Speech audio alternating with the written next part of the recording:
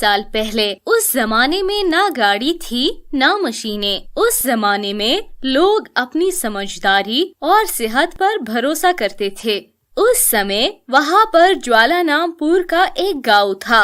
वहाँ पर कई पहलवान रहा करते थे और हर साल कुश्ती जीतकर अपनी समझदारी और सेहत का खुशी महोत्सव में प्रदर्शन करते थे।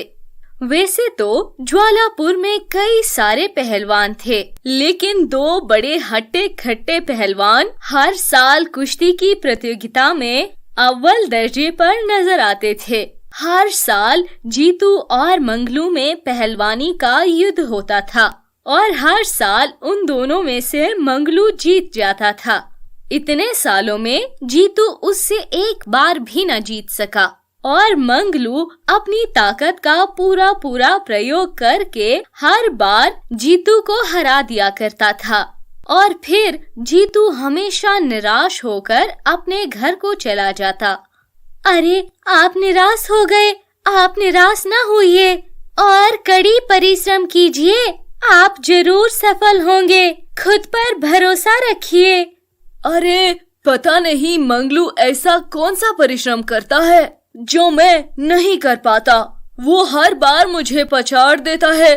जरूर मुझ में ही कोई कमी है।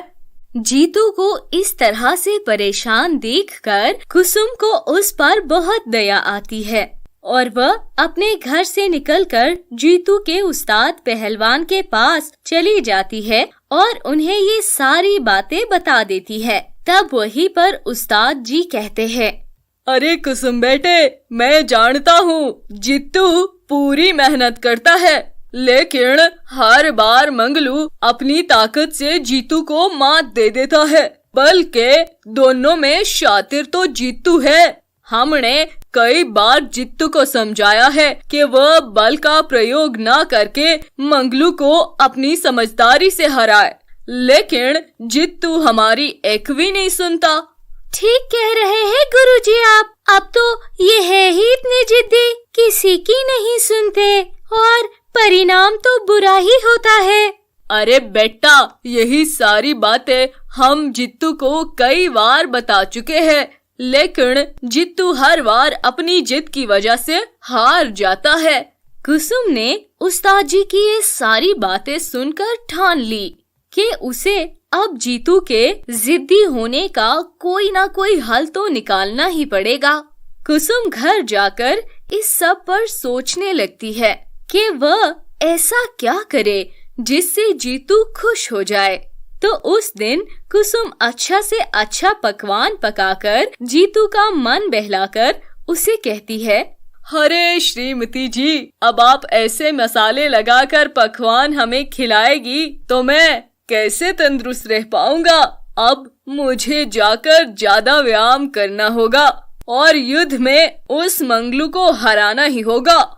अरे हार जीत तो खेल का नियम है। आप बस अपने मन में संयम और धैर्य रखिए। आप बस खुद पर भरोसा रखिए, फिर देखिएगा सब कुछ ठीक हो जाएगा। कैसे ठीक होगा कुसुम? ये मंगलू का बच्चा मुझे हमेशा ही हरा देता है।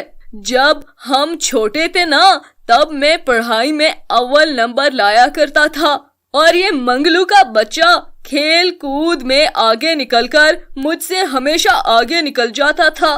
देखिए जी, मंगलू को आपकी कमजोरी का पता है। उसे ये पता है कि आप हमेशा चालाकी से काम लेते हैं, इसलिए मंगलू हर बार आपको उकसाकर कुश्ती में जीत लेता है। कुसुम की ये बातें सुनकर जीतू के मन में विचार आ जाता है। जीतू मन ही मन में सोचता है, अरे जैसे खेल कूद मेरी कमजोरी है, वैसे मंगलू की कमजोरी है उसकी चालाकी। वो फुर्तीला तो है, लेकिन अपनी अकल का कम ही इस्तेमाल करता है। और जीतू इस बार इस चीज का फायदा उठाने का सोचता है और वह उस्ताद के पास चला जाता है। प्रणाम उस्ताद जी। अरे बेटा जित्तू, यहाँ कैसे आना हुआ? मैं आपसे एक विनती लेके आ रहा हूँ। उम्मीद है आप मेरी बात जरूर सुनेंगे। अरे क्यों नहीं जित्तू बेटा, अगर तुम्हारी बातें अच्छी और काम पुरवर होगी तो जरूर सुनूंगा। जीतू उस्ताद जी को कुश्ती का मुकाबला करवाने के साथ साथ दिमाग का मुकाबला करवाने का भी मशवरा देता है। हर साल के कुश्ती मुकाबले में दर्शक सिर्फ कुश्ती का मुकाबला देख देख कर उब चुके हैं। क्यों न हम कुश्ती के साथ साथ एक और दिमागी मुकाबला रखें। इस तरह से दर्शकों को कुछ नया देखने को भी मिलेगा और मुकाबले का नाम भी रोशन हो जाएगा। अरे तुम्हारा ख्याल तो बहुत अच्छा है जित्तू बेटा, लेकिन क्या इस बात के लिए मंगलू तैयार होगा? मंगलू को मैं समझा दूंगा। उस्ताद जी से दिमागी मुकाबले के बारे में बात करके जीतू मंगलू के पास उखाड़े में पहुंच जाता है। क्या हाल है मंगलू भाई, कैसे हो? अरे हारने वाले जीतू, तुम यहाँ हमारे अखाड़े में। अब तूने कहा हार कर मुंह काला कर लिया, जो हमसे मदद मांगने आना पड़ा। और जीतू मंगलू से उस दिमाग वाले खेल के बारे में बात करता है और उसे मनाने की कोशिश करता है। मंगलू खेल की बातें सुनकर समझ गया था कि दाल में जरूर कुछ तो काला है। चलो तुम्हारी बात भी मंजूर है, शायद तुम मुझसे इस खेल में जीत जाओ। ठीक कहते हो मंगलू, मैं तुझसे कभी नहीं जीता, लेकिन तुझे अपनी ताकत पर कुछ ज्यादा ही घमंड है। तुम्हें कुछ ऐसा नहीं लगता? अरे बल है तभी तो घमंड है। इतना सब सुनने के बाद जीतू वहाँ से चला जाता है और वह मुकाबले के दिनों का इंतजार करने लगता है। इस बार हमेशा की तरह कुश्ती के मुकाबले में जीतू फिर से हार जाता है और वह निराश होकर मन ही मन सोचने लगता है, बस अब दिमाग वाला मुकाबला हो जाने दो। इस मंगलू के बच्चे को तो मैं मजा छकाऊंगा। और तभी जीतू के पास मंगलू आकर बोला, अरे तुम्हारा नाम किसने जीतू रख दिया? अरे तुम्हारा नाम तो हारू होना चाहिए था, जीतू नहीं। वो तो अभी मुकाबले के बाद पता चल ही जाएगा। और इसी तरह करते करते दूसरा मुकाबला शुरू हो जाता है और जीतू और मंगलू दोनों ही तैयार रहते हैं। हाँ, इस मुकाबले में तुम दोनों की बुद्धि की अलग अलग जगह पर परीक्षा होगी। सुनो, यहाँ पर 2 चुनौतियाँ लगी हुई है। तुम दोनों में से जो अव्वल आएगा वो ये मुकाबला जीत जाएगा। और जैसे ही मुकाबला शुरू होता है वो दोनों भागकर आगे जाते हैं। भागते हुए वो दोनों नदी के पास आ जाते हैं। नदी में नाव देखकर मंगलू नाव चलाने की कोशिश करता है, लेकिन फिर अचानक से दूसरी तरफ जीतू तैर कर वो नदी पार कर लेता है।